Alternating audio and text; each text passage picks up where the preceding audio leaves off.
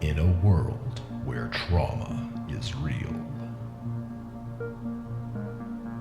where people seek out distraction from their internal lives and relationships with others, and where no one is taught healthy self-care, help was needed.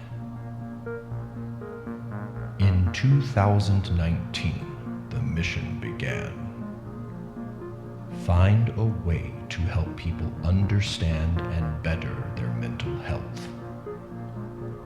Seek out ways to explore relationships and how they work. Fight against the stigmas that surround counseling and therapy. And, most importantly, do all of that so you don't have to be a therapist to understand it. Hey everybody. Welcome to Season 2 of Therapist Theater. I'm your host, Josh Treese. I'm a practicing therapist in Music City, USA, and every week a guest therapist, counselor, or social worker joins me here in the theater to talk about a movie that we've seen and what relationships or mental health issues it highlights. Well, here we are. The final week of Love Month. It's the last of our 4 shows focused on love and relationships. This week's guest is Melanie Reese. Melanie is the co-founder of Integrative Therapy of Nashville, a collective of private practice clinicians specializing in mental health, nutrition, body movement, and other holistic integrative practices.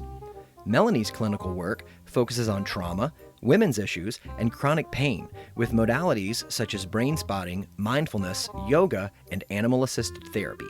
She also works to empower individuals to overcome personal obstacles and make lasting changes. Thanks so much for downloading today's show. Make sure you subscribe so you don't miss any future episodes, and while you're doing that, help other people find the show by giving it a 5-star rating and writing a review for it in the podcast app. America. They want someone to love. They want someone to hate. They want to dim the lights, raise the curtain, and start the previews. Welcome to the theater.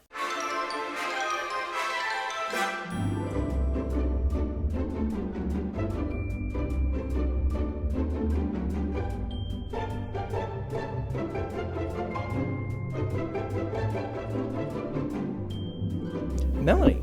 Hi. Welcome. Thank you.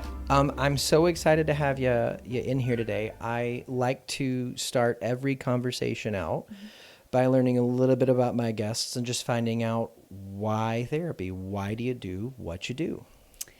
Well, it wasn't always planned. I didn't always know I wanted to be a therapist, but I went to undergrad at Auburn and... War Eagle? Is that yes, the... Okay. War Eagle. What's the deal with an eagle and a tiger? You need both?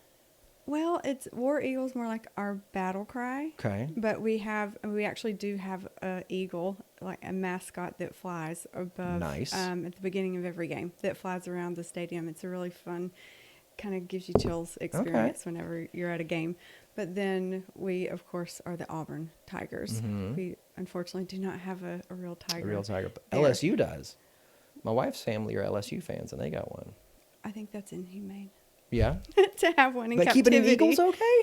Well, we actually have a raptor center at a wildlife raptor center there at Auburn. So they get flight and all that kind of stuff. Maybe I'll look into getting a therapy eagle then. It's a rehabilitation center. So, nice. Yeah. So you went to Auburn, you got your undergrad in what?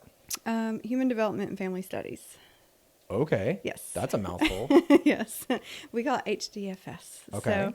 So whenever I was trying to figure out what I wanted to do at 18 and graduating from high school, I was just like, I didn't get too much guidance. I don't know everybody's experience, but trying to figure out what you wanted to do, I think at that age is very difficult. But I just knew I wanted to do I loved people and connecting with people. And so I was trying to figure out, what can I do? So literally getting the catalog book for Auburn out. Back in those days is where you still had to call on the phone and register. I'm aging myself now. Oh, wow. Yeah. But looking through the catalog book, that's kind of where I landed of like showing those, all the courses and stuff. And so I just was reading the classes you had to take for that major, and they were really interesting. So that's why Something about it rang true. Yeah, just all the different kind of, just you basically learn everything, how you develop as a person from birth to death. So I majored in that, and at the one of the classes you had to pick was one of the seminar type classes was a marriage and family class. It was a marriage seminar. So learning a little bit about kind of couples work was a brief little class in there. And also when I was in college, my parents divorced, and that was a really difficult experience to go through. It wasn't, I think it's difficult for everybody, but hit me hard. And I think that was when I was like, okay, I'm going to be a marriage therapist, and I'm going to help all the kids that have to go through it. Was there any part of you that thought by pursuing that you could help your parents? No, not at that time. Okay. No, it was a not that great of a divorce process, I think, for them and our family. But so I, not in my mind thinking I was going to go back and correct anything, but it was more of, here's what I'm going to do going forward, how I can kind of give back in that way. But didn't know. I thought once I had this degree, I could go do that. But I moved to Nashville right after I graduated from Auburn, and can't be a therapist with a bachelor's degree. So I was actually a preschool teacher when I first got here. Oh, okay. Yeah. And that's my internship was in being a preschool teacher at the Auburn has a center in Birmingham, and I loved it. Got up here, didn't love it so much, and only did that for a little while, and then you don't make any money being a preschool teacher either. So I got a job doing just an administrative assistant type job at a couple of different places. And so then it was 7 years until I decided to go back to grad school. I had 13 in between mine, so okay, you're yeah, good. Yeah. So I was married at that time. I'd gotten married, and about a year into my program, year into the program, they tell you when you first start school, they're like, if you're in a relationship, it's going to be tested. They kind of warn us whenever, we start. And that was really true. I kind of just started seeing what was unhealthy. And I was getting divorced, right when I was graduating, from my grad program at Trevecca. And so a lot of interesting stuff comes up around you're a marriage and family therapist and you're getting divorced. Yeah. So that was a very interesting, time kind of going through it. When did you graduate from Trevecca? I graduated in 2011. Okay. Yeah, I think. So, so that was kind of, and I remember they teach you a lot of person of the therapist, process, whenever you're going through that. And that was, I really got a good taste of that as you're kind of, which that's, ending that I mean, process. anybody that doesn't know what that is, that's like, our stuff. Oh yeah. So obviously like, a client comes in, we are working on their stuff, but sometimes their stuff brings up our stuff. And then like, oh yeah, what do we do about that? Because we can't just look at the client and say, can we talk about me for a sec? Yeah. We have to, take videos of our session sometimes as an intern so that we can get feedback on it and watch it back and kind of give ourselves feedback sometimes. And I remember watching a video of myself with a couple, and for probably almost 2 minutes straight, I watched myself kind of arguing with the husband, and the wife was just shut down. But I was arguing her voice. And it was, it was my stuff. But I was trying to have him see her instead of helping her find her own voice and be able to, to speak what she was feeling. And I was doing it for her. And when I saw that, I was like, oh my God, I was like screaming at the screen, like, shut up, like talk to her, check in with her. And so that was a great example. But also you were a baby therapist. Like, I mean, I had those two. I had a video that I was watching with, was Dr. Harvey there when you were? Oh yeah, I had it. Yeah. He's one of my professors. So Harvey was this supervisor that I was watching this video with, and it was just an individual client, but the client said something, and I'm like glued to my clipboard, and I just like move on to the next thing. And after the client asked and I moved on, Harvey just paused the video, and I went, "Oh, I know." And he goes, "You know?" And I was like, "I know." He's like, he just totally, talked about wanting connection in that point in time, and you just moved right. And I was like, "I know." He's like, "What are you doing right there?" I was like, "I don't know." It's just, there's something about that perspective shift of watching yourself that helps you. Oh yeah. I mean, but that has always stuck out to me. Like when I saw, like I was like, yeah, it's important. I think as therapists, we're aware of who we are or what our stuff is we're going through. 'Cause we always have stuff, but how that shows up, because it's important to know who we are. 'Cause I think it comes in as who we are as a therapist. And that can be a great way that we enter into a relationship with a client, but in ways that it's going to show up in ways it's not helpful too. Because I think some people try to block off so much of who they are as a person and not let it be part of who they are as a therapist. And I think that's a disservice sometimes. Yeah. But I had that like misunderstanding. I thought that therapist was like a part that you played, I think, when I started grad school. Yeah, me too. Like, I need a tweed jacket with leather patches and a high leatherback chair, and I got to cross my legs a certain way, and tell me about your mother, that kind of thing. And it wasn't until I saw a video of Virginia Satir doing it was that family where there's like 7 kids. Yeah, on the floor. It wasn't until I saw that I was like, oh, wait, like there's room for me in this. Yes. And even then I'm 3 years into it now, and I'm still figuring out who me is in the chair. And I assume I'll be doing that for as long as I try to figure out who me is, which is for the rest of my life. So you saw this tape of you arguing for this client. I mean, was that because you felt like, this is a semi-personal question, so if you don't want to answer it, that's okay. Please feel free. But was that because you were noticing that you wanted to be seen and heard in life, and like? Absolutely. Yeah. Oh yeah. I mean, I was going through a divorce, divorce process, and I was getting triggered by something that, they were bringing up in session, and he wasn't hearing her. And so she was someone in the relationship that shut down and typically didn't have a voice and would get flooded. And so I was like, I need him to hear her. Yeah. And so without me realizing, I was like, I need to be, that part in me that didn't feel heard was getting triggered too. So, and I just really wasn't realizing it. And do you think that that's something that you could have clocked without having that videotape? At that point in time, no. Yeah. No, because I was an intern and, had not had that much experience. So I think that's a reason why they do that and kind of teach us that way, to start looking for that kind of stuff. So, I had something significant going on in my life, I was sitting there ready to be triggered for stuff. Oh, yeah. And that's whenever I, wanted to start being a therapist, my idea was that I'm going to work with couples and I'm going to work with kids, having to go through it.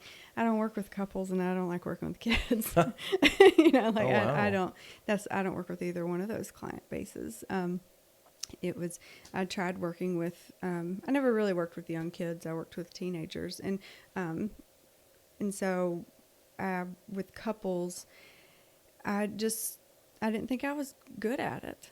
I got frustrated a lot trying to work it, unless it was like 2 people that were really ready to work and didn't have a bunch of other personal, like individual stuff going on. Unless it was like the perfect circumstance to like really dig in and work. I didn't enjoy it. It was just, it's different managing the energy of 2 people than. Yeah. And I realized at first I thought you had to save every marriage. That was always what the goal was. And I thought I failed if I didn't. Yeah. And I realized that's not the case either. But I was like, this just feels too draining, and I don't think I'm the best therapist for this kind of work. And so I was like, okay, I don't have to do that. Yeah. But luckily I was at the Refuge Center, so I got exposed to all different kinds of clients, and I fell in love with working with women, working with trauma, and then I developed through working more and more with more specialties, and I do work with chronic pain as well. Oh, wow. That's cool. Yeah. So women, trauma, chronic pain. Wow. So it sounds like, at the beginning you pursued an interest, and then you, I don't know, from personal experience from your parents, like noticed a need. And so you kind of combined an interest with a need.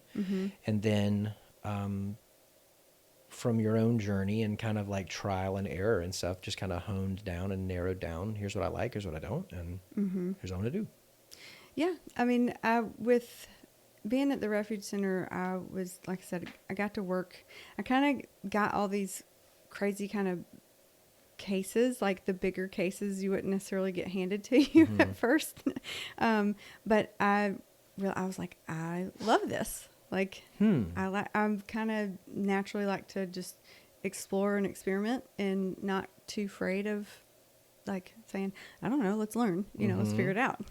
And so I got introduced to trauma, and Refuge Center allowed me to try to bring a EMDR training there. But when they had not started doing that so regularly like they do now. And so we got EMDR there, and I was like, I got to get trained in this before, because you can get at a discount rate as an intern. And so I was like, let's do this. And so I, got trained while I was there, and that's how I really got introduced to trauma work first, and started seeing what that work can do and what that looks like. And so then that's where that work started. And out of trauma, I just started seeing how our body works with trauma, and what our body holds it. With women, we experience life and stuff like that a little differently. And so I really liked kind of connecting. I love connecting with women anyway. And so I kind of decided that to be more of a concentration, is working in women's issues and just things that might be a little bit more unique in the way that we kind of process and work through stuff. But then I have chronic migraines, but I started seeing issues in the way that our body works and how chronic pain works with that. Looking at the ACE score, I don't know if you're familiar with that. So it's that adversity scale. But adverse childhood experiences. Yes, sorry. Yeah. And so looking at that, that kind of gives us a quick shot of what does trauma look in before 18 years of age, and then that can predict what illnesses and can look like as an adult, or kind of increased rate of that happening. So looking at trauma and what that looks like, it kind of sets our body up to kind of, instead of always staying in an acute way, it can turn into chronic illness and chronic pain. And I started noticing with clients being able to work with some of this stuff. So I started getting more trainings there's EMDR. You can work with chronic pain. You can work with migraines. You can work with cancer patients that have, dealing with all these different kinds of things, because it's such, part of it is a lot of the way that your brain holds this stuff and belief sets about it. But your body experiences things in your five senses and stores it in fragmented ways. And so you're able to process some of these things in the way that your experiences and belief patterns around even can I get better or will I get better, you can process and heal. Wow. Yeah, I'm doing EMDR training in July. Nice. I think it's at Trevecca. Is it the first one? Are you trained yet? No. Oh, okay. Yeah. This will be the first. Yeah. I was trying to get into the one at the end of this month, which I think is at Refuge, but I had to wait until I filed my taxes, and they came late, and it was all sold out, and I was like, man. But I'm looking forward to it. Like, my goal this year was to do a trauma a trauma processing training, and I really struggled between doing EMDR and do you know anything about the Murray method, like Marilyn Murray? Mm-mm. I'll show you some of the books I got on the shelf for her, but that was one, like Trauma Egg comes from her. Oh, okay. Yeah. And a few other things that are interventions that are used kind of without sticking purely to her kind of method. And so I was kind of bouncing back and forth between those. Do you ever do any brain spotting? I mean, I read a little bit about it, but I've never. It's pretty amazing stuff with the brain It's a spotting. little, it's so strange because it seems like, it reminds me of this part in the first Thor movie where he's trying to describe something to Natalie Portman. He's like, yeah, like you call it magic, but we call it science. And just because they know how stuff works. And so it like brain spotting and EMDR, like from the outside, just kind of seems like, Yeah. oh, you are using black magic on that person. And that is how Yeah. that, but there is, science and research to back it up. And Yeah. I've referred a couple of clients to EMDR therapists to process stuff that we were kind of getting stuck on, and it's tremendously helpful. Yeah. It's good. Good stuff. So, Nice. Yeah. So let's talk about a movie. Yes. What movie did you bring for us to talk about today? I brought Tonya. I, Tonya. Yes. So Leanne and I watched it last night. I've been so interested to hear kind of if you liked it, what you thought about it. I don't know if, so I mean, yes, I liked it, but I almost feel strange saying I liked it because of what it depicts and like all of that stuff. It's a very visceral movie. Like, and what's really weird about that is it has so many comedic elements to it. It's listed as a comedy movie. Really? Yeah. That is so tough to believe. I was watching a clip of Allison Janney on the Ellen show talking about it, which she won an Oscar for it. Yeah. And she was saying that the guy that wrote it went and interviewed Tonya Harding and Jeff Gillooly and was struck by how different their accounts were. And he was trying to figure out, like, I want to do this story, but I don't know how to tell it. And then when he got those like opposing viewpoints, he's like, oh, that's what I'll do is I'll tell both. And I really think that the movie shows that, like, because you have almost, a scene will play out one way and then it'll shift to the other partner's perspective and it'll play out in a way that is strangely similar but different. Like, it's clear both people were there. Yeah. Like that's, I like that you'll see, cause that's part of the movie why I like it is, I love movies. I love cinematography and the style in which this is done.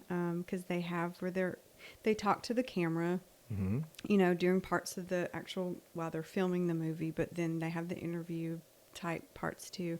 But there's the comedic, style of it, but they are also dealing with serious content as well.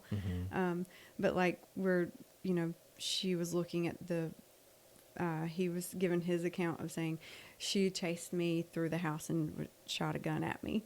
And she's playing out that thing and she looks at the camera and said, this absolutely did not happen. Yeah. And so it's like funny. Her character in his recounting of the story still interacts with the audience. Yes. Yeah.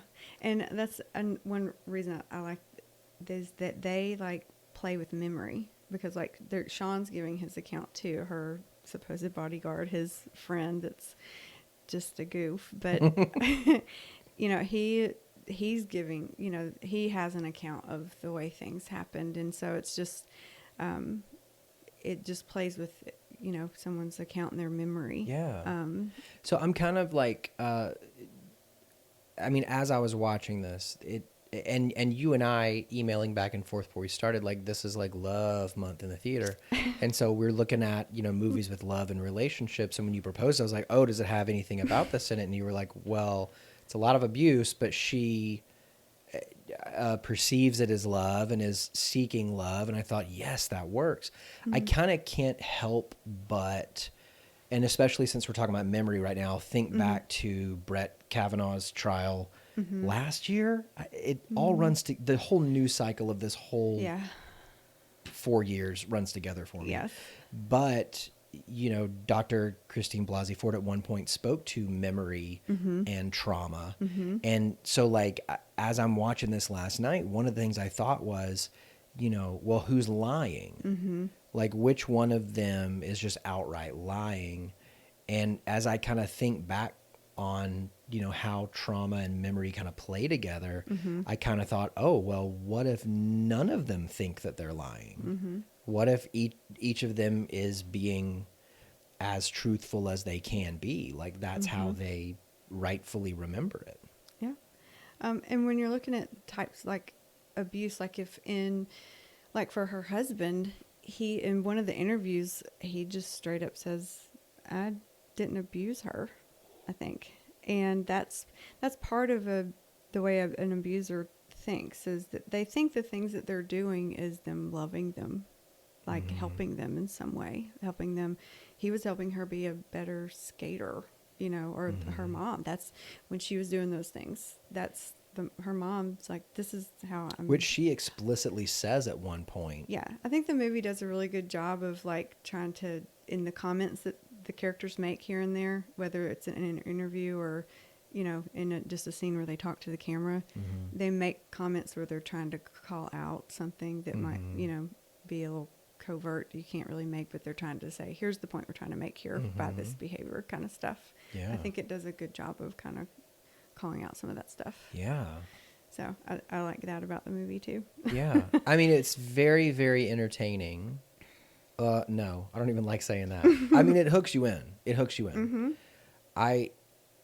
There was just so much about it because, I mean, I remember the Tonya Harding story.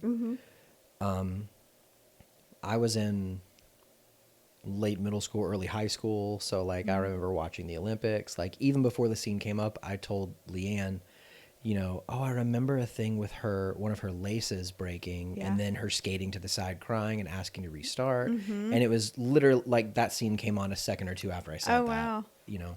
So I remember all of that, but I had I was younger, so I didn't have any framework or idea of who I thought Tonya Harding was. I just remember seeing news reports of, Jeff Gillooly and Sean, whatever his name is, Elliott or whatever, the bodyguard, quote unquote bodyguard. And then Tonya apologizing. And of course, like Nancy Kerrigan then gets kind of like lifted up. And I even found a clip last night. I didn't remember this beforehand, but after I saw the clip I did of Nancy Kerrigan hosting Saturday Night Live. Oh, wow. And I don't remember that. Chris Farley and Rob Schneider dressing up as the bodyguard and Jeff Gillooly and so watching this, I, especially towards the end where she's in the courtroom and gets sentenced, I felt so terrible and sad for her. And, well, I have a question, but I'll get to that at the end because I want to find out like what is it about this movie that really like attracted you and made you want to like talk about it. Well, I mean, I first went and saw this movie because I like movies that are based on true stories. This movie, I went and saw it when it came out in the Belcourt Theater when they had it there, and this movie was filmed before like the Me Too, Time's Up movement stuff, but it was released kind of in the like height of it. So it gave them a big platform for that kind of conversation to be happening just because of the content and what it was addressing. So at first glance you look at this and you think this is a movie about just domestic violence or abusive relationships, but it's definitely a big platform to talk about that. But it addresses like things like bullying.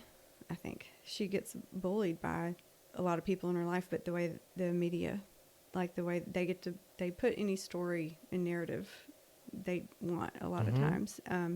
Well, even the guy who was a reporter for Hard Copy or whatever said that every now and then he would have her he would have somebody let the air out of her truck tires or have her truck towed, so she'd have to come out so they could get a picture. Right. Yeah. So things like that. It like people's natural desire to, whether it's for not people pleasing, but to seek validation or affection or approval from people. You constantly see her trying to do that with the media, her mother, her husband, the public, the skating association. She was constantly trying to get this and need this from all of them, but not. But she constantly kept going back over and over. So, you know, that's just something I deal with clients, is just that where are we seeking validation from? And it's hard to not try to do that. So that's just something, but it's one thing I think this movie does very well that maybe some other movies don't, is you see developmental trauma happening instead of just, does that make sense? It's not necessarily like a one-time event. Yes. But it's present like across, life stages. Right. You see it starting when she was 3 years old. And you see domestic violence happening in movies, but you just see it. It's there in the context of the relationship that's happening. You get to see it the whole time, and you don't see it. They're not just showing just the relationship either. You're seeing her, in all context of it happening. Like I said, it does, like when her dad leaves at 3, that scene where he's actually leaving, or she's a little bit older. At 3 was when her mom first took her to the ice skating rink, and then there's like a time jump, right? And she looks like she's maybe 5 or 6 or something like that. So not long. Right. But she's like, she screams and standing in the road crying. Stands in front of the car. Yeah.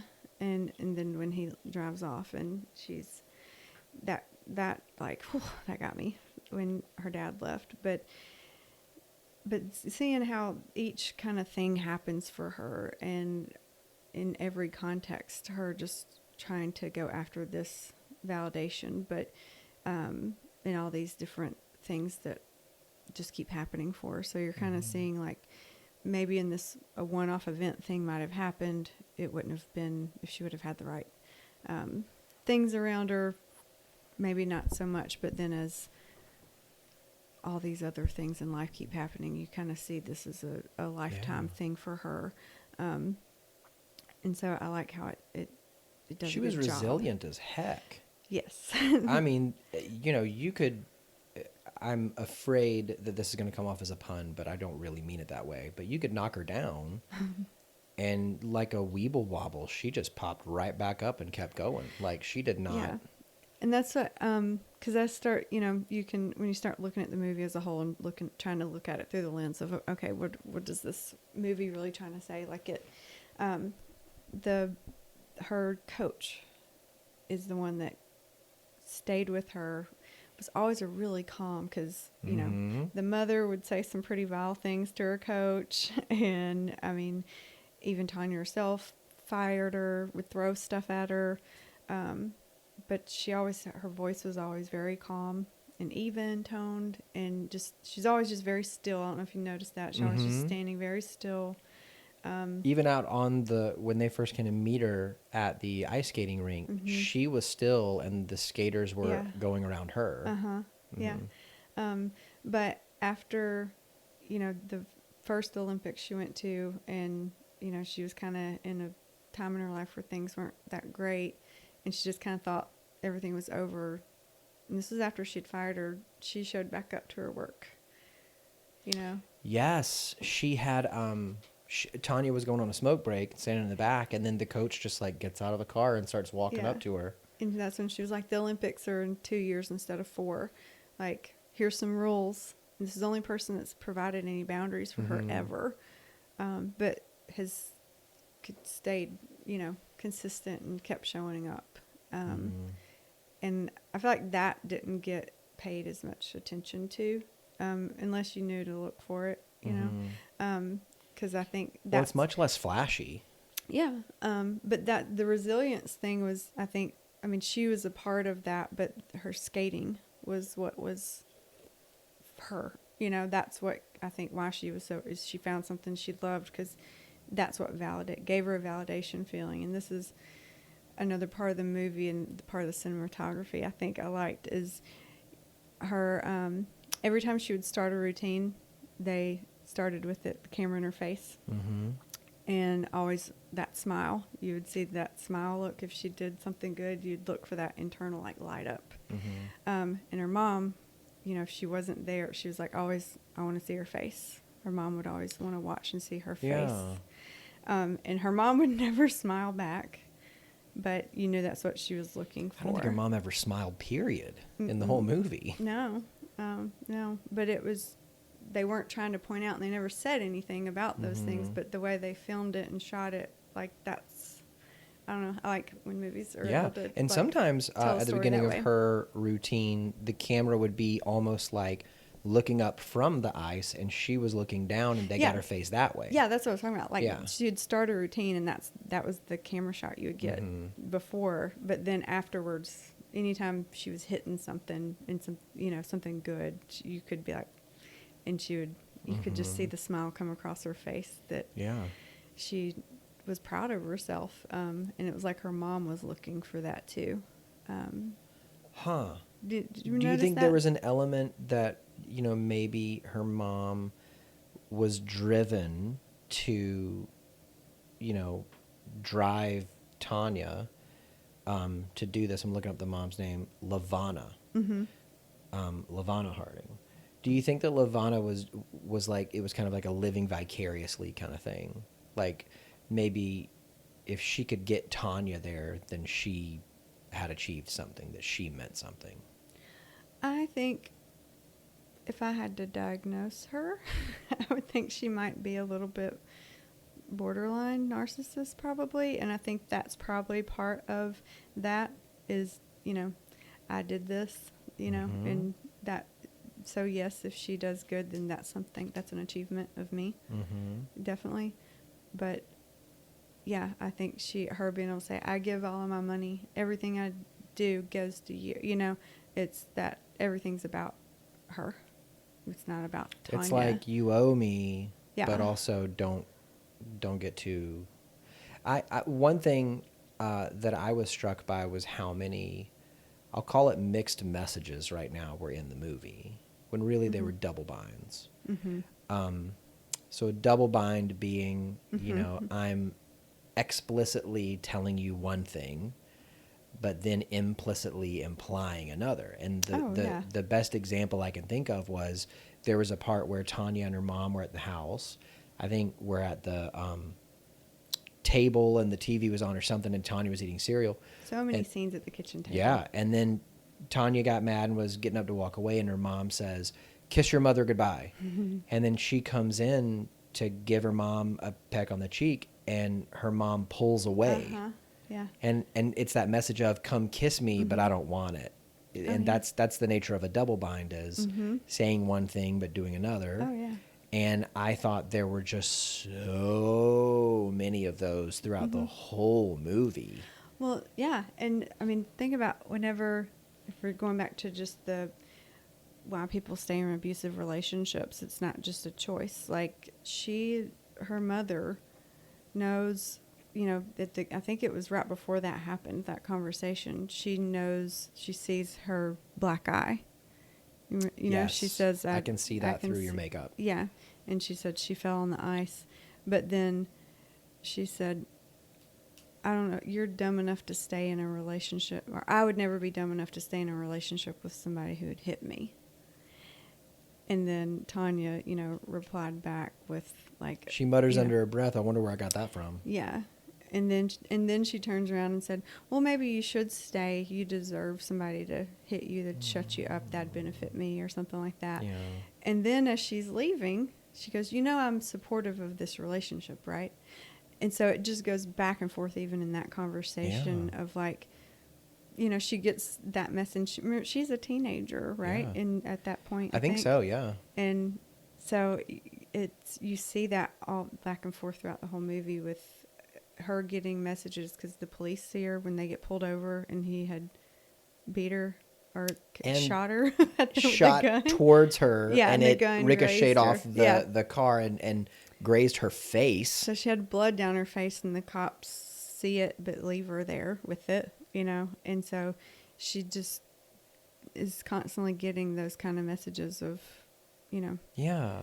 that's okay, that's And normal. I think that one thing, and this is something that I'm like currently working on with a couple clients, one thing I'm starting to see is if you're a kid and you don't have like, I suppose structure could be a word for it, but like if you don't have a solid way to define, this is how I know I can receive love. Mm-hmm. These are the lines in our family. Like, this is wrong, this is right. If you don't have those types of things, it's not just chaotic in the present, Mm-hmm. but in the future, you don't have a foundation built to where you know what you can expect. Oh yeah, absolutely. Because if, as you're growing up, one day, this is okay with mom, and the next day it's not okay with mom. Or even in that scene you talked about, in the same conversation, mom was like, hey, this is a terrible relationship. I support this relationship. Come and kiss me. Don't kiss me. Like, Yeah. it was just this constant getting tossed back and forth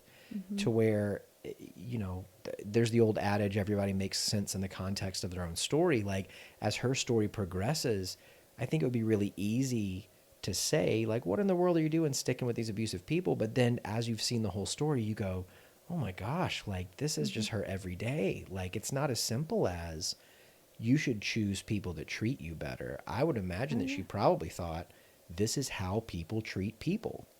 Yeah, and that's even so, especially this is, I think, shows a good version of kind of how this kind of works when it starts that young, and you have like your primary caregivers, your parents, or whoever is that in that spot for you younger. Like, skating for her was like the only place that had joy and fun, and that was control and agency. Yeah, that was just hers. But her mother was the source of that.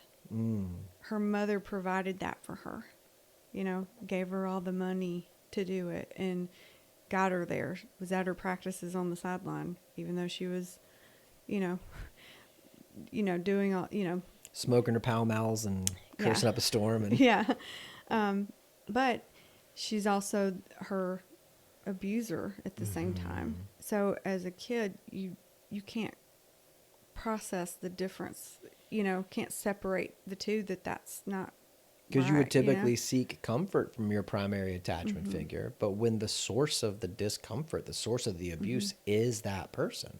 Yeah, because she's pushing me to do this and keep me connected and to the source of the thing that really I love and brings me joy. That becomes very confusing for a kid, and then, couple it with, I'm supportive of this this abusive relationship that I see that's hurting you. I also do that to you, and so that's part of that developmental trauma working. Yeah. That it just keeps going and going and going. And really, for most folks, the primary attachment figures in their life are going to be their parents or whoever it is that raised them, Right. guardians or whatnot, and then their partner. And then she went from one situation of abuse to another. Yeah. I mean, and that scene where they're, having sex on the bed, and she looks at the camera and says, well, mom hit me and she loves me, so this is normal. Because, because they were kind of doing like almost like a montage of, the abuse had really kicked up, I think, in their relationship. Yeah, and they were going from one room to the other, just beating the tar out of each other. Yeah. That's something that I was struck by in the movie. Like, I talked about her resiliency. And I'll admit that this is like a bias or an idea or something that was in me. I tend to think of an abusive relationship where the abuser is very dominant and the abused is very like submissive, meek, kind of withdrawn, backing down. In this depiction, and I want to say it that way because this is a fictional, well, it's based on a true story, but you know, it's a depiction. Right. Like, she never really stepped down. Like, she did get hit by her mom and by her husband, but usually that was followed up with her stepping up and hitting back. Not with her mom. Right. But with Jeff, it was very rarely ever one hit. And in that like montage, I mean, they were hitting each other against walls and pictures and like getting thrown into rooms. And at one point a gun comes out, and well, more than one point in the movie a gun comes out, but in that point, and I think I was just struck by, it seems like she's fighting back, but not in a way that is advocating for it to stop. It seemed more like a volley in a tennis match to me. Like, well, the way that I kind of see that is, one, I think those kind of relationships can look different for everybody. I don't think that there's one way it has to look, but that's all she knew was how to interact and be. Is that the piece that you just said where like, well, my mom hit me and she loved me, so then this is normal? Was it just... Well, I think that's why like big red flags didn't go off the first time he hit her. Was like, wait, I'm not going to be with you. Nobody hits me. You know, I think that's kind of typical of why like this felt very familiar. Like, this is what love feels like. Like, you hit each other, you know? But as far as expressing, like, I mean, when you look at like someone that hits, they typically like, they don't necessarily think like him hitting her. Like, he doesn't say, I'm an abuser and this is me hurting her. This is, I don't think they see it quite that way. He really believed like he loved her. You know, he doesn't see himself as a big monster. And she, in just the same way she sees it. And so I think for her, it's more of, this is how she knows how to interact and show emotions or mad or anything. This is just what was modeled. Yes. This is how people treat each other. This is the house. I mean, that's what her household looked like, how you express something. I think she had a little bit more fear towards her mom, but in that relationship, that's which I think makes sense as a parent. You know, growing up, the dynamic is like, you're above me, you're in authority over me, versus a partner. It's like we're equal or closer, at least. And think about in that scene, the kitchen where the mom threw the knife and it's stuck in her arm. I could not believe. Yeah, that was like an intense, like their facial expression. I mean, you could tell they both stopped. Yeah, but when she even jumped up and backed away, and like before she threw the knife and was throwing stuff, you could tell she was like trying to get away and was really scared. I think legitimately like seemed scared of like, what's she about to do? And her mom's face, like, her eyes got big. Like, you could tell she was just like in the red zone. Like, that was really good acting, I think, in that movie. But then when she threw the knife and it just stuck. She threw a steak knife and it stuck in her arm. Yeah. And so and you're like, what's about to happen? They just kind of sat there, and she just pulled it out and she no-sold it. Tonya's face turned to stone in that moment. Yeah. And she pulled it out and she walked towards her mom and put it on the table next to the mom and then walked off. Yeah. And it felt like a now everything is different moment. The mom, you could tell she was scared, like, and was relieved when she put the knife down and walked past her. Well, I thought that she was going to go after her with it. Oh, I did too. I think that's. And I was cheering for it. Watching it and being like, "Oh, what's going to happen? Like, is she going to jump after her or not?" And when she laid it down, I was like, "That's a scared girl. That's a very closed down, scared. Like, she didn't have any agency about herself to feel like she could." Say anything. I kind of perceived that moment as, because the knife stuck in her arm and you saw the blood start to come out on the sweatshirt sleeve. And her face, she just no-sold it. Like, her face went stone. and she was just looking at her mom and never broke eye contact and pulled it out and was walking towards her, I kind of perceived that as, well, now I know I can live through you.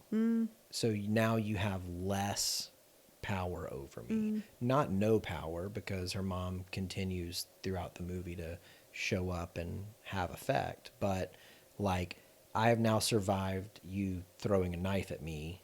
I can see that. And it's sticking. And I think it's just because of how her face went and how she never broke eye contact. Yeah, I guess I kind of saw it as, man, she was like hurt. Like, you just did that to me? And almost like, then like, I'm done. And like that was her line? No, she didn't say anything. I just... No. I mean, like, her line, like, you have now crossed a line that... But feeling like she couldn't say anything or defend herself. And I just, in my mind, I'm always like, man, how scared of your own mom you know, that you can't, like, say anything to defend yourself. You just got a knife thrown in your arm. You know, I don't know. I just always try to put myself in other people's shoes to try to think, because that was an intense scene, you know. And I've watched the movie a couple of times now, but I was just like, but I totally see like where you're coming from. Of just kind of being like, and maybe that's projecting. I don't know, but like, well, that's a great thing about movies, is we get to do that, and I think in a movie like that, they leave room for you to do that, and I like that. Yeah, I think that you know, she just had such resilience in the face of just constant abuse. Another thing that struck me about the movie was, and I legitimately have no idea where I land on this, and so I need you to help me think through it and unpack it. But there were so many times in the movie that either she or Jeff, maybe the mom too, would say, this isn't my fault. Yeah. This isn't my fault. And I think that at different points throughout the story, I thought that was just a lack of being able to take responsibility. And then at the end in the courtroom, where the judge hands out a sentence to her and says, you know, you're no longer able to be a member of the ice skating whatever, and you can never compete in ice skating again. And she, like, this was the one pure, perfect thing that she had, and it was taken from her. And I just, and Jeff even says, I think in a scene right after that, like, I ruined her career, which I thought was this, like, oasis of truth or of self-realization in a sea of not being able to do that. But that was kind of this one moment that I felt like, oh my gosh, like, and Leanne even said, like, why is she on trial? Yeah. You know, and my guess was just that maybe, like, she just didn't report it when she knew about it. They said hindrance of the prosecution was what her charge was. So, like, cover up, is that what that is? I guess, yeah. Not reporting something she knew. But to have that taken from her, I thought all those other times where she said, that's not my fault. And I just thought, oh my God, like, and she even in that moment cries out, give me the 18 months in jail. I'd rather do that. Like, don't take that from me. This is all this is my life. Yeah.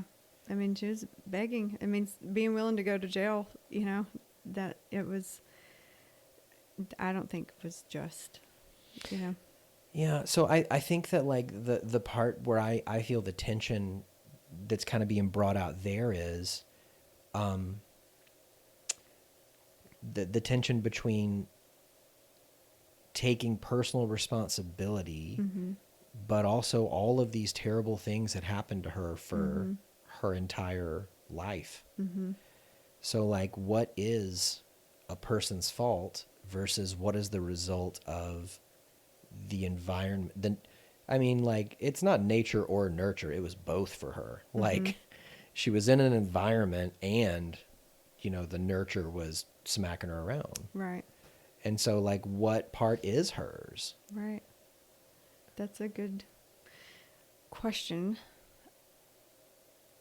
And I mean, and I feel like I can't remember. I'm trying to think through, like, with her interviewing, where she does say, it's almost like and I don't know if she's trying to be funny with it, and it could be with the movie, because she will say, it's almost like the blame she'll take is that she married him, you know, and not the specific what she actually got, you know, in trouble for was the not, you know, telling or whatever.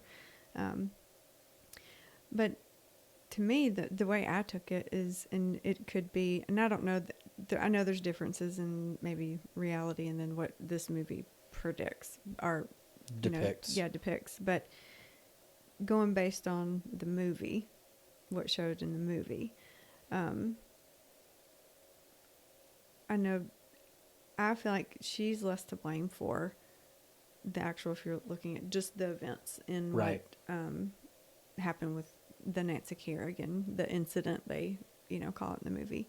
I feel like it was more of, Jeff and Sean and the hiring of that. And to a certain degree, Sean. I mean, Yeah. Because Jeff kept repeating, I just wanted to send death threats or threatening letters or something, and then Sean, like, I think maybe hired guys to do that, but then it turns out they were sent to hurt her. Yeah.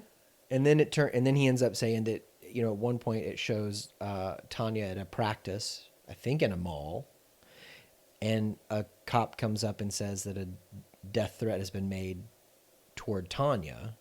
Which Sean called in. And later on, Sean says, "Oh no, that was me. Like, I'm 4 steps ahead. Yeah. And I mean, I feel like Sean is responsible for the events actually happening. Yeah. But then, she was aware they were like doing something, but she was just, like you said, at the mall. And she was just like, yeah, okay, whatever. Yeah, I think I remember a part where, like, Jeff and Sean were talking about sending the letters, and she comes by and maybe, like, Sean tries to say something to her about it, and she's like, I don't care. And then she begins to insult him. Like, I don't care. You're just a fat, loser that lives in his parents' basement and all this. And then she kind of skates off. Yeah. And so, I mean, going off of what the movie shows us, I mean, I guess that's knowing. But even then, it seems like she knew the least. Yeah. Jeff knew a little more. Sean knew the most. And Sean went off on his own doing, because remember he has some in his mind. Remember in some of the interviews he says he's an international spy. Yeah, trained in counterterrorism and that, like, to me, that was making me laugh so hard, because they would say, no, you're not, and he's like, yes, I am. You're like, no, you're not. He definitely but I am. used the I am rubber and you're glue defense. But he would just sit there and be like, oh, but I am. And they're like, no, you're not. Oh, but I think I am. I think it was in a magazine. Yeah. Oh, yeah. He said, I've been quoted as a expert on terrorism. Where was that? It was in a travel magazine. And in my head, I just pictured, I bet he's talking about the in-flight Delta, like kind of like free in the seatbacks kind of thing. Yeah. Yeah, he definitely had some like delusions and associations and that kind of thing. And gosh, I thought it was so funny where, like, Jeff and Tonya, I think, had broken up, and Jeff's over at Sean's basement. The phone calls. And he's got, I know. and which, I mean, we had one of these. Like, he's got the phone that's on the wall in the kitchen, but it's got the extra long spiral cord. They're down in the basement, so he's away from, it was the rotary phone, so he's away from the dial thing, the turny, spinny thing. And, like, every time Tonya hangs up, he's got to yell upstairs to the mom, can you dial that number again? And he's like, it's local. Come on, do it one more time. Yeah. But I think they do it like 3 times each time. It's like, gets funnier. And so funnier. what else stands out to you in the movie? I think that's kind of, some of the bigger ones. I think we covered a lot of the stuff. I think one other thing that stands out is at the very end, she looks at the camera and is speaking to the audience and says, you guys are my abusers too. And I remember when I first watched that, because I was in the theater, and I was like, oh, like that really hit me. And I think it points out that everybody jumps on a bandwagon when something, like we like to watch a train wreck kind of thing. You know, people will, whether you participate in actively leaving bad comments on things, or you repost things, or just talk about, hey, it does that. There's a real person on the other end that experiences all this. The talking about or reposting or liking things, that's what fuels media to keep talking and do, and so I think it just brought her, just that one thing of looking at the camera and saying that was such a powerful but very minimal way that they do it. I don't know. That was like a gut punch. Yes, it was. I mean, and I think mainly because like I was alive. I remember all of that stuff. And while I was like, a little bit too young of a kid to have participated in it. Right. How many countless examples have happened of the same thing since? Yeah. Yeah. I read a book last year called So You've Been Publicly Shamed by a guy named John Ronson. And he takes and the whole book is about basically just instance after instance of the same thing happening. And like at one point he examines a story of Justine Sacco, who was I don't know if she was English or not, but she was a PR person. She was flying to someplace in Africa, and before she got on the plane, she sent out a tweet that was racist. And but it was a racist joke. She would emphasize the joke part of racist joke, but it was racist. And then, of course, getting on a plane, turn the phone off. And so that flight is, I don't know how long, 20 hours, something like that. Well, in the course of the time it took for her airplane to get from point A to point B, that tweet had blown up on the internet. She had a message on her voicemail that she'd been fired from her job.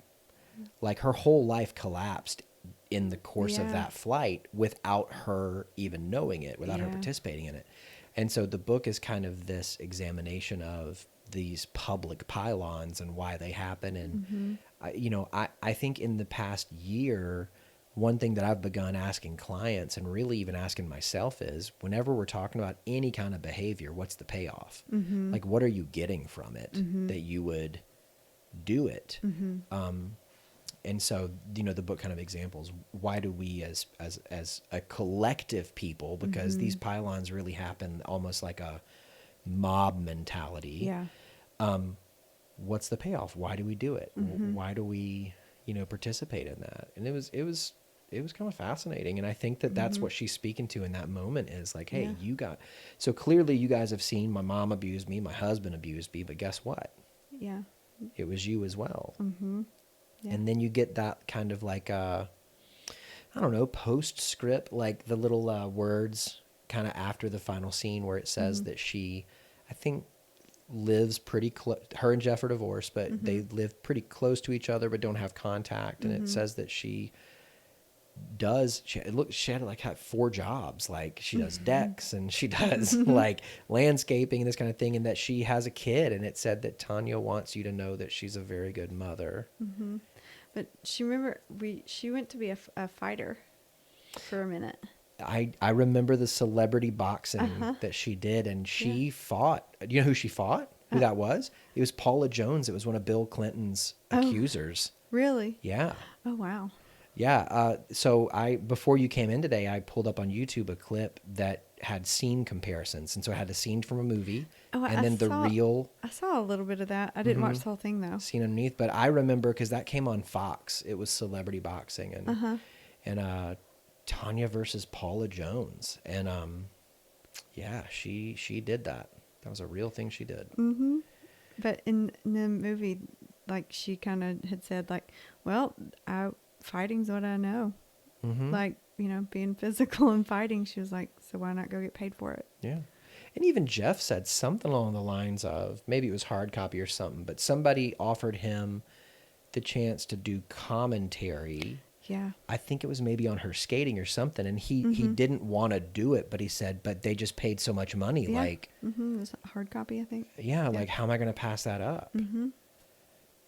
But then he said he just woke up. He said the whole time period of this thing with, was like 2 months of the whole Nancy Kerrigan thing. And he was like, and then I just woke up and they were leaving. And it was like, The media was leaving off his lawn. Yeah. You know? And you could see on the TV that was playing O.J. Simpson. And so it was like, it's just on to the next thing. But the people involved still... But their lives... still, it still happened. Yeah. And we don't realize inadvertently sometimes we participate in that stuff. I kind of get the visual in my head of like the Eye of Sauron from Lord of the Rings. It's this big eye on top of a tower, and it's searching and it's searching, and when its attention gets focused on something, although in this case the attention gets focused on these lives, and these lives are ruined by the attention, and then it just turns and moves on to the next thing, leaving the ruination behind. Yeah. Without any kind of repair. Yeah. Yeah. Gosh, it was just heartbreaking. Yeah. And I think of, people that come out of abuse. I think of kids that are in abuse, and just the mixed messages. Like the double bind just keeps ringing in my head, and how it was just this double whammy of not only double bind on so many levels. I love you. I'm abusing you. Kiss me. Don't kiss me. Yeah. And it's just, how are you even ever supposed to know what's what about anything? If the very foundation, the love of a parent, can't be trusted. And, when we think of abuse, we think of just being physically hit a lot of times. Unless, you just know all about it. And, it's not common that we all are studied up on this stuff. And so the same kind of dynamics that you see that kind of blatantly get, played out in this movie. That's one thing. I think another reason I like this is that the work that I do with clients is, it's heavy trauma work. So I see this developmental trauma all the time, but in working in women's issues, so you're working heavy in relationship stuff. It doesn't always have to be physical abuse. A lot of times it is mental. Yeah. It is psychological or emotional abuse that, so gaslighting all the time with someone. So you're looking at relationships with a narcissist sometimes, those types of relationships. And it doesn't have to be to that extreme, but we all are wanting that same thing, going back to, that connection with people that, that Tonya kept going back because that's where she knew she was trying to connect to someone that loved her. That's what she was experiencing as love. And I think it's a basic thing you see with everybody, but when you're in a relationship with someone who's hurting you in some way, and it doesn't have to be physical. Sometimes the other hurts worse. Yeah. So I went to some kind of like Tennessee MFT lunch meetup one time, and Amy Alexander was there doing a talk, and she talked about how, domestic abuse isn't just physical, but she gave the example of, one partner sitting at the table and the other throwing a coffee mug at them and it hitting the wall next to them and breaking. It instills in the other partner this hypervigilance, this level of fear, to where they're constantly living in this hypervigilant state, and they can't rest, they can't relax, they can't... Creates an anxious nervous system. Yeah. And that's how that's like a psychological, abuse. And that, strangely enough, has physical effects on a person. Yes. Like if you just live in that fear all the time, if your brain is constantly getting hit with cortisol just all the time, then your body cannot maintain that. Nope. And health effects are going to happen. Yeah. It makes it a lot more for if you were to have like a physical injury, the chances of it not staying just an acute but turning into a chronic illness those the chances of that happening increases too if you're in a constant. Because your immune system takes a hit. Right. But someone like Tonya, like your nervous system runs the show when really all the time, but especially with trauma, it's always trying to manage anxiety and all those kinds of things. So someone who has experienced trauma, you have an anxious nervous system all the time. So if you're looking at an illness that gets laid into a trauma nervous system, it's not going to be as resilient to an acute illness that would normally just be an acute occurrence. Mm-hmm. The chances of it then becoming chronic Wow. greatly increases. Yeah.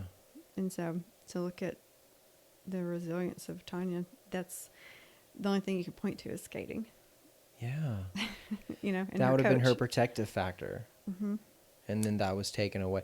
So I'm kind of curious, which I know they probably won't do a sequel, but like without skating, really what happened? what kind of, was she able to develop any other kind of coping strategies or? Well, I think that's her. I don't know how long she did the fighting. I don't know how long she did that, but I mean, she may have found an outlet or something. But when you think of when she did really good, it was like when she nailed and performed well, and she talked about like, they loved me. Like I remember her, she was like, and she teared up when she was talking about it, like when they were doing the interview thing, She's like, sorry, nobody's asked me about this in a long time, and I think that's part of like seeing that smile. And she was like, she needed that validation. And I don't know if that's, to me, if I had to predict, she found something that provided that for her. And I think, she also wrestled with like, could be her child. Maybe, yeah. Also, all of her jobs that it listed at the end were kind of physical jobs, like building a deck and landscaping and that kind of thing. It seemed like she kind of struggled with also managing her image as related to receiving love and approval.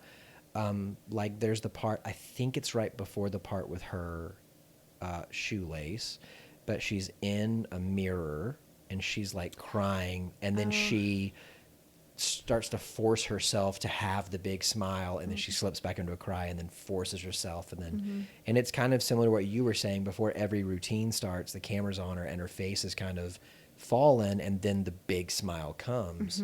And she even confronts, she kept hitting a once again, no pun intended, but she kept hitting a wall in her skating where she wasn't getting the scores that she knew she deserved. And she confronts one of the judges in a parking lot and says, what's the deal? Like, I am the best skater out there. And he says, well, you're not the image that we want to send out into the world. And she's like, why can't it be just about the skating? Yeah. And, so I think that the image thing too was something that she really wrestled with. Like, I mean, I think I read some other, I don't know if it was interviews with the actress that played her, but she was saying they really she seemed to embrace like because they talked to her a little bit before the movie, how they wanted to get across that she embraced that I'm a redneck, that part of herself. But it was a really frustrating thing for her in the skating world that it couldn't just be, and that was something they were trying to really make sure they highlighted in the movie, that she wasn't gonna change and be anything but that, but didn't never seem to be able to break out of, to have it be just about the skating. Yeah. Well, tell me something that your clients have taught you. Oh, so I feel like the first thing is resilience. Yeah. Like that immediately came to mind when I saw the question. Because I mean, I work with, trauma is my bread and butter, and I see and hear a lot of stuff, and I'm constantly am just amazed at the depths of things that people can experience and then come back from. And because I'll hear stories and I'm like, how are you still walking around and can smile and laugh and enjoy, life and still show up and work and go through this stuff, and have hope. Because sometimes you would hear some of these things and think, man, that would be hard to have hope about some of this. Yeah. But they want to keep working, and they will save every last penny they have to come to therapy and keep working. And it makes me so proud. It's very inspiring. At that. Yes. Because I have people ask me, like, how do you do what you do? How do you sit in that? And not that it's not tough, but this is a skill that we learn. Yeah. And practice. Yeah. And I don't know, I had a client that asked for that for Christmas. Asked for what? For help with therapy for Christmas from like family members. Like that was their Christmas present. Like things like that. Like they care that much about this, and the work they're doing to get better. And that's, to me, that's resilience. Like to still be pushing through and willing to look at that kind of stuff. 'Cause therapy's hard. Yeah. It's very hard. And they just keep showing up. And, it amazes me. Yeah. And I just keep seeing it in so many different ways. So I think resilience is one of the main things. And then I think for me, it has taught me personally is attunement to a client, and that I could do that, because that was a big thing I just wasn't sure I could do. I was like, I could be a great listener. And I used to worry I would talk too much. I still worry I talk too much. But the attunement part of really... How's attunement different than listening? It's, well, I do Brainspotting now. And I remember there was, they show a picture of a mom holding a baby. And they say, when you get lost, if you feel like you're getting lost, just try to come back to this picture. Remember, attunement back to the client is the most important thing. And I remember seeing that and being like, oh crap. Like if that's the most important part of this, I'm worried. Just because I'm not sure how that feels, and I'm like, I don't know if I'm good at that. Like, I feel like I can listen, but I'm not sure, if I can attune. Because so is it just taking in all of the client? You non-verbals, sit verbals with the client, and you sit in their stuff with them. Because I think you can listen to somebody talk about stuff all day long, but you don't sit in it with them all the time. So it's like ultra presence. Yes. Yeah. And this may sound weird to a lot of the listeners, and maybe you too, but I'm a very somatic person, and so I can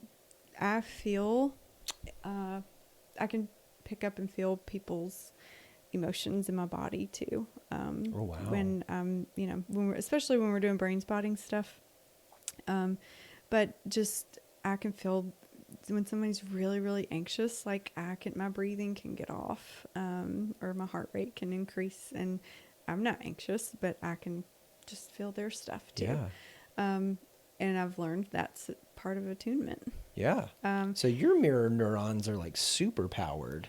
Yes. Wow. Yes, very much. And I think it wasn't until I started doing more somatic work, and got into more mindfulness work and attuning more to myself, that I was able to do that with clients. And it's just kind of been a beneficial thing more for my own personal work and with a client too. I didn't know. Well, I think that ours is the type of job to where like the more work we do on ourselves, the better we are at the job. Like the more in tune with ourselves we are, the more we know ourselves, the better therapist we are. Yeah. And there's a difference, I think, and I talk to clients about this, like what you know in your head versus what you know in your gut. And I feel like for a long time I just stayed in my head. And the more I've gotten into body work and just whole person health. I've been able to integrate all that and really start experiencing and being more present. And so I think working with clients, they've shown me that, and I really like it. So nice. So tell me something that you do to take care of yourself. So I think it ebbs and flows if I'm doing a good job of that.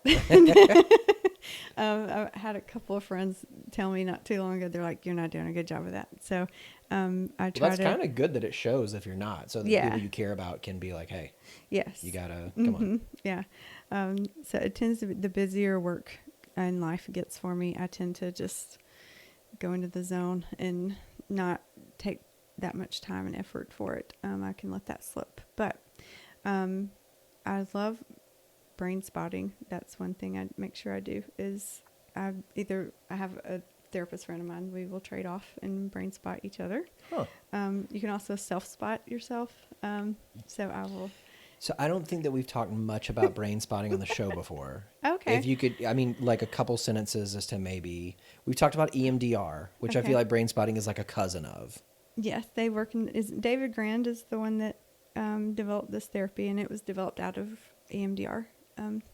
So it definitely works in the brain. It's a brain-based therapy, but it's kind of where you look affects how you feel. Is their trademark little saying with it. But it's hard to describe, like you were kind of talking earlier, with when you were talking about EMDR, you're like, is it magic or is it something real? But I like to describe clients like when people are talking and telling you a story, you notice how people stare off they'll keep looking up into one spot, or when your eyes get stuck on something and you feel like you get kind of in a gaze and they're stuck and you feel relaxed. So that's brain spots. You're kind of accessing information in your brain. So with brain spotting, whenever we experience trauma, it gets our brain will do these little protective things and kind of put those in capsules and kind of put them in our deep brain to where we're not on a conscious level always thinking about them. So with brain spotting, we can find we have a little wand. I call it a Harry Potter wand. And you can do it through just by gazing in certain areas, but you're able to locate a position of where you're looking that'll kind of correspond with things you're wanting to work on. And you can access kind of those files in the deeper brain. And through neuroplasticity and ways that we can create new meaning out of things that are we don't realize it might be causing us issues, but we're able to process some unprocessed trauma and things like that and do a bunch of neat things with that. Yeah, so that's in a nutshell. I could talk about it for a long time, but that's a nutshell kind of brain spotting. Yeah, it's really fascinating. It's really interesting, and it seems like something that is a little too good to be true, but it is. I use it almost every day in my practice, and sometimes it does seem like it's too good to be true. Because just it's fascinating to see the change that's happened for some people, like beliefs they've held for years about things. That one session of brain spotting, and they think differently, like their beliefs about things are different, and they show up in relationships differently and react differently to things that they'll come in. They're like, I would have normally responded this way when that happened, and I didn't. Like my brain started to go into this normal reaction I would have done, but I kind of just went, and I did something different. And I was like, new neural pathway in the brain, Yeah. That's cool. So let's say that somebody was listening to our conversation today and they thought, man, I could just really feel a connection with her. I'd really love to see her as a client. How can they get a hold of you? So I have a practice in Nashville on Music Row. And so I have a website. It's traumatherapynashville.com. But then I'm also a co-founder and one of the directors at a collective. Me and one of your future guests, Leah Lennox, we started a collective that's Integrative Therapy of Nashville. So it's a group of different types of clinicians. So we've got nutritionists, but then we've also got, we're going to have a yoga therapist that's going to be starting soon.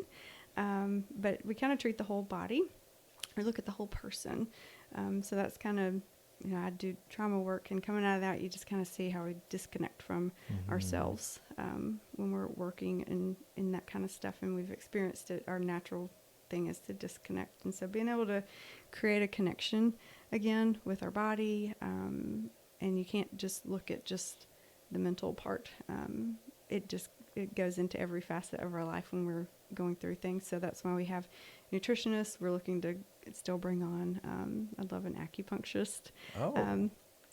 Different types of body workers. I'd love for that because I work in chronic pain. One of the nutritionists is autoimmune and gut issues. So she works with chronic pain as well.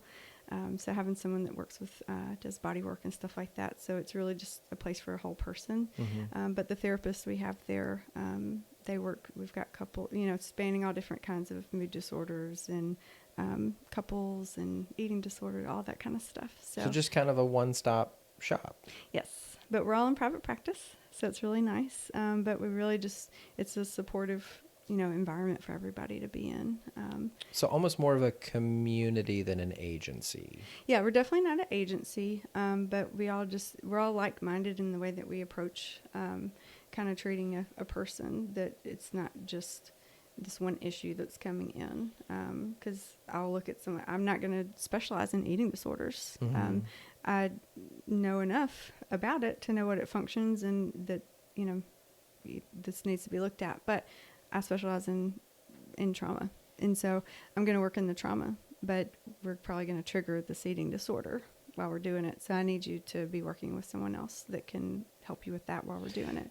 So you guys are resources to each other. Absolutely. And Nice. We refer to each other all the time. I may be working with a mom, but her kid needs something, needs some help. So I can walk her downstairs, and if Leah's not in session, I can grab her and introduce her. Hey, I can go ahead and introduce the mom to Leah, if we're both available. Wow, so if the mom came for a session and the kid wants to work too, the kid could come at the same time. That's great. Yep. Yeah. I mean, even so, there's 3 of us in this office suite that see clients, and my neighbor here to the left, Brian, sees a lot of kids and some families and stuff, and there's a lot of times where, mom or dad is in the waiting room, or kid is in the waiting room, or something like that, and to think that maybe they could be served at the same time. That's a pretty great thing. The collective website is therapynashville.com. Melanie, thank you so much. Yeah, thank you. This was fun. For coming on the show. It has just been such a pleasure. Yeah. And thanks for picking this movie. It melted my brain a little bit, but in the best way, I think. Yes, in a good way. So, yeah, well, thank you. Thank you so much.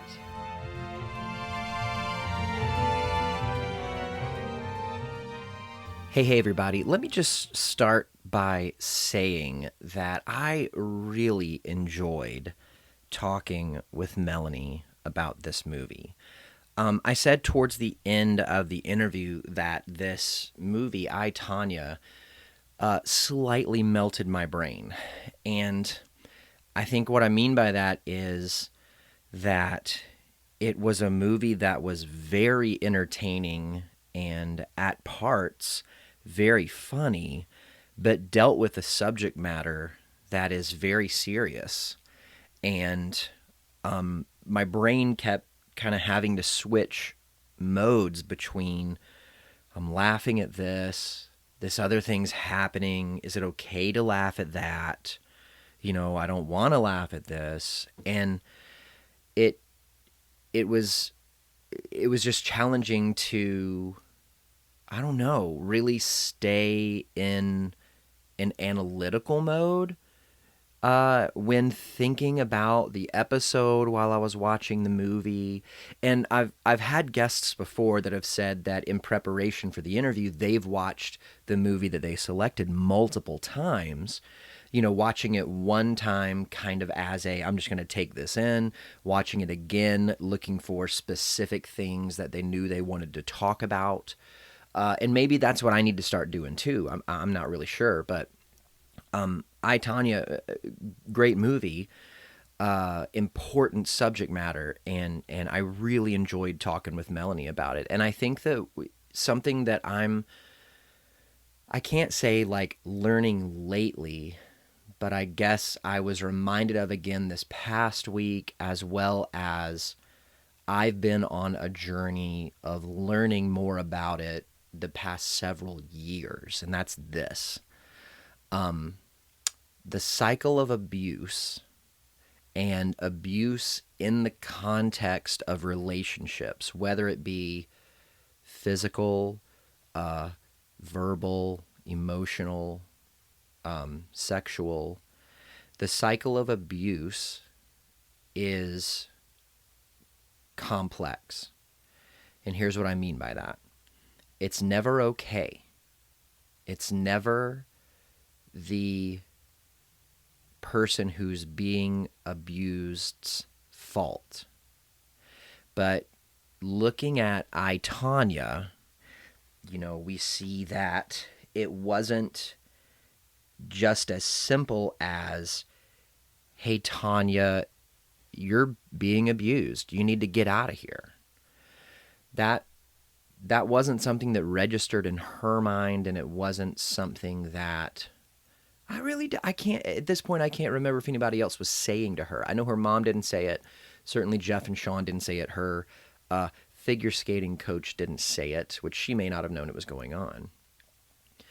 But Tanya's, mind had kind of locked into this is normal.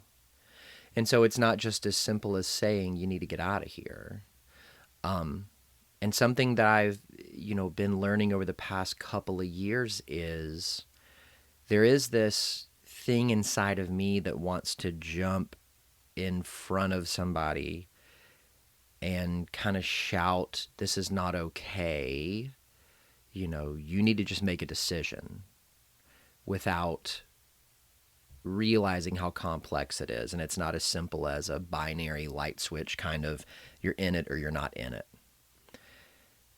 Escaping the cycle of abuse sometimes takes time, and sometimes it takes inner work that creates scaffolding that allows you to stand on one foundation to get to the other, to get to the other, to get you out of there. Now, having said that, safety, of course, is the number one thing.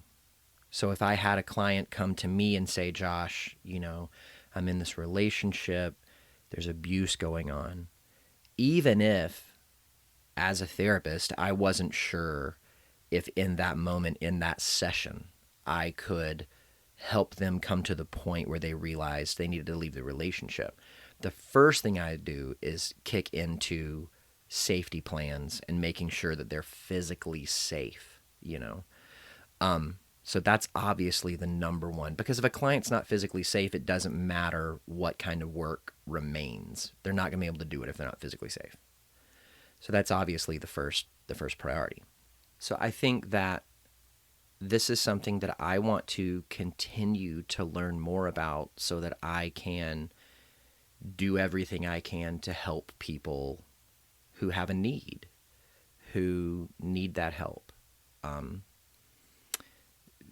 Because no matter the culture, no matter the cultural, societal, family norms, abuse is not okay, ever.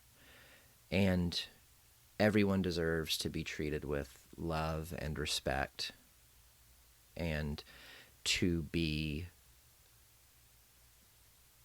held up and honored. And I think just over the past several years, it's something that I've continued to be informed about through people's stories, real people's stories that I've met, through pieces of pop culture, and through things I've read. And I want to keep that up. So, listen, this is the last week of Love Month, and it's something that I think I want to do every year on the show. Hopefully in the future we'll have other themed months or weeks so that we can kind of lean into particular kinds of stories and particular kinds of issues, because I think that it's something I really enjoy. Thanks so much for joining me this week in the theater. I'll make sure I save a seat for you and a friend next week. Let's raise the lights, lower the curtain, and say that for this week, the theater is closed.